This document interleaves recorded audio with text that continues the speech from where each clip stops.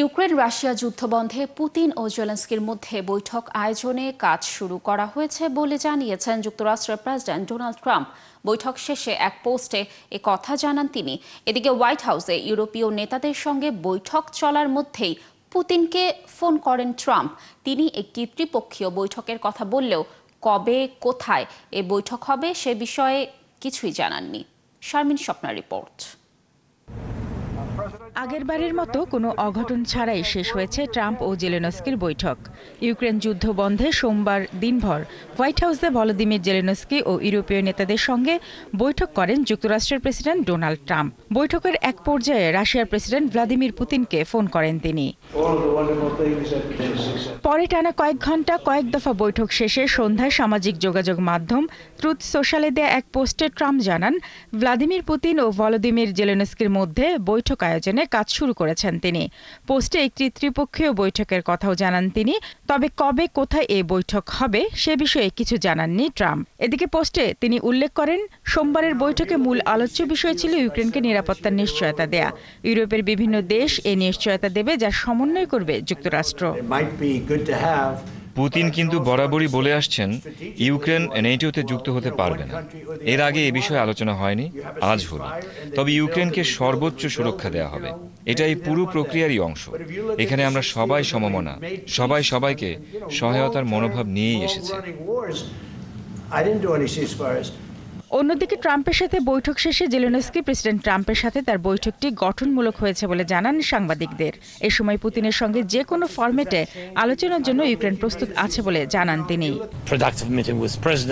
আমরা ত্রিপক্ষীয় বৈঠকের জন্য প্রস্তুত। ইউক্রেন শান্তির পথে কখনো থামবে না এবং আমরা যে কোনো ধরনের ফরম্যাটের জন্য প্রস্তুত, তবে নেতাদের স্তরে।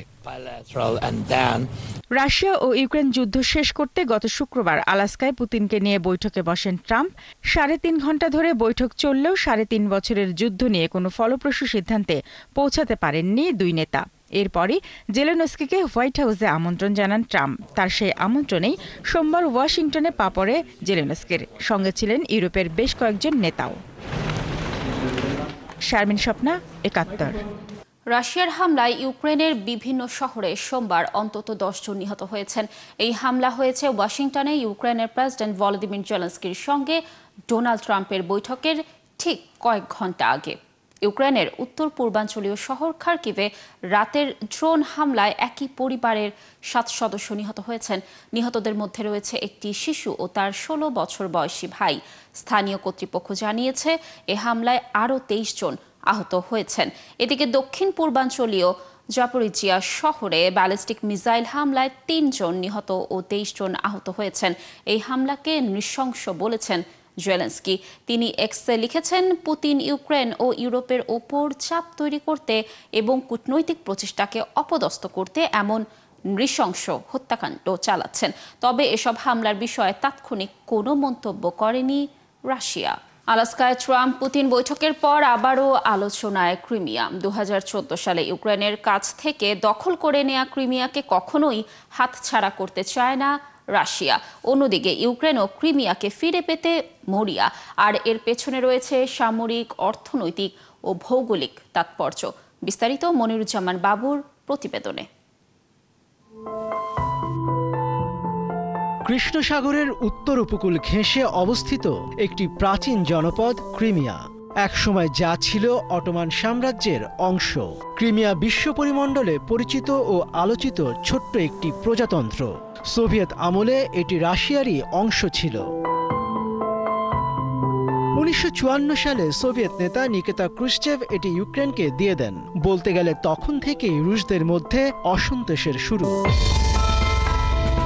এরপর বিভিন্ন সময়ে রাশিয়া ক্রিমিয়া পুনরুদ্ধারের চেষ্টা করলেও সফল হয়নি। এরই ধারাবাহিকতায় 2014 সালের 26শে ফেব্রুয়ারি রাশিয়ার প্রেসিডেন্ট ভ্লাদিমির পুতিনের নেতৃত্বে রাশিয়ান বাহিনী ক্রিমিয়াকে দখলে নেয়। এরপরই দুই দেশের মধ্যে সংঘাতময় পরিস্থিতি তৈরি হয়। এই পরিস্থিতিকে বিশ্ব গণমাধ্যম ক্রিমিয়া সংকট হিসেবে অভিহিত করেছে। আর ক্রিমিয়া নিয়ে দুই দেশের এই সংকটের মূলে রয়েছে সেভাস্তোপোল বন্দর, যা রাশিয়ার অন্যতম নৌঘাঁটি। কৃষ্ণ সাগরে নিজেদের আধিপত্য বজায় রাখতে এই বন্দর প্রয়োজন তাদের। শুধু তাই নয়, পূর্ব ভূমধ্য সাগর, বলকান অঞ্চল এবং মধ্যপ্রাচ্যে প্রবেশের চাবিকাঠি এটি। 2022 সালের 24শে ফেব্রুয়ারি থেকে ইউক্রেনে বড় আকারের রুশ হামলা শুরুর পর থেকেই ইউক্রেনের ড্রোন ও ক্ষেপণাস্ত্র হামলার ট্রানজিট পয়েন্ট হিসেবে ক্রিমিয়াকে ব্যবহার করে আসছে রাশিয়া, যাকে পুতিন বিশেষ সামরিক অভিযান বলে অভিহিত করেছেন। এছাড়া রাশিয়ার পূর্ণমাত্রার আক্রমণের পর ইউক্রেনের কৃষ্ণ সাগর বন্দরগুলিতে কার্যত অবরোধ আরোপ করা হয়। এর ফলে বিশ্বে খাদ্যের দাম বৃদ্ধি পায় এবং নিম্ন আয়ের দেশগুলিতে দুর্ভিক্ষের হুমকি দেখা দেয়। এদিকে ইউক্রেনও ক্রিমিয়া দখল করতে মরিয়া। ইউক্রেনের দক্ষিণ ভাগে যুদ্ধরত সেনাদের রসদ, খাদ্য ও অস্ত্র সরবরাহ করা হয় ক্রিমিয়ার মধ্য দিয়ে। কিন্তু ভ্লাদিমির পুতিন সঙ্গত কারণেই এই উপদ্বীপ কোনোভাবেই হাতছাড়া করতে চাইবেন না। ক্রিমিয়া চলে গেলে বিশ্বে রাশিয়ার প্রভাব ও ভাবমূর্তি দুটোই ভেঙে পড়বে। মনিরুজ্জামান বাবু, ৭১। রাশিয়ার রায়জান অঞ্চলের এক কারখানায় বিস্ফোরণের ঘটনায় মৃতের সংখ্যা বেড়ে দাঁড়িয়েছে ২০ জনে। এ বিস্ফোরণে আরও ১৩৪ জন আহত হয়েছেন। সোমবার দেশটির জরুরি মন্ত্রণালয় এই তথ্য জানিয়েছে। দেশটির স্থানীয় জরুরি সেবা বিভাগ জানিয়েছে, গেল শনিবার স্থানীয় সময় সকালে এই বিস্ফোরণের পরপরই কারখানার বড় অংশ ধসে পড়ে এবং আশপাশে ব্যাপক ক্ষয়ক্ষতি হয়। রিয়াজান অঞ্চলের গভর্নর পাভেল মালকভ জানান, ঘটনাটি ওই কারখানার একটি ওয়ার্কশপে আগুন লাগা থেকে শুরু হয়। ওই কারখানাটি মস্কোর ঠিক দক্ষিণ পূর্বে অবস্থিত। এদিকে স্থানীয় গণমাধ্যমের প্রতিবেদনে বলা হয়েছে, কারখানাটিতে বন্দুকের গুলি ও গান পাউডার উৎপাদন হতো। তবে আগুন লাগার কারণ এখনও পরিষ্কারভাবে জানা যায়নি বলে জানিয়েছে পুলিশ। গেল ১৭ জুন ইরানের একটি ক্ষেপণাস্ত্র ইসরায়েলের বাজান তেল শোধনাগারে আঘাত হেনেছে। এতে অন্তত ৩ জন নিহত হয়েছেন। সোমবার বার্তা সংস্থা মেহেরের এক প্রতিবেদনে এ তথ্য জানানো হয়েছে। প্রতিবেদনে বলা হয়েছে, হামলার পর তেল শোধনাগারটির এক কক্ষে এই ৩ জন আটকা পড়ে প্রাণ হারান। এ হামলায় ইসরায়েলের জ্বালানি স্থাপনা ব্যবস্থায়ও ব্যাপক ক্ষয়ক্ষতি হয়েছে। কর্তৃপক্ষ জানিয়েছে, হামলার তারা সব স্থাপনা সম্পূর্ণভাবে বন্ধ করে দিয়েছে এবং আগামী কয়েক মাসে ধীরে ধীরে তারা উৎপাদনে ফিরবে।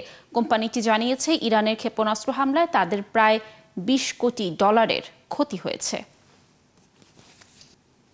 ইসরায়েলের সঙ্গে যে কোনো মুহূর্তে নতুন যুদ্ধ শুরু হতে পারে বলে সতর্ক করেছে ইরান। দেশটির ডেপুটি প্রেসিডেন্ট মোহাম্মদ রেজা আরেফ বলেছেন, জুনের যুদ্ধের পর যে পরিস্থিতি বিরাজ করছে তা কেবল অস্থায়ী বিরতি।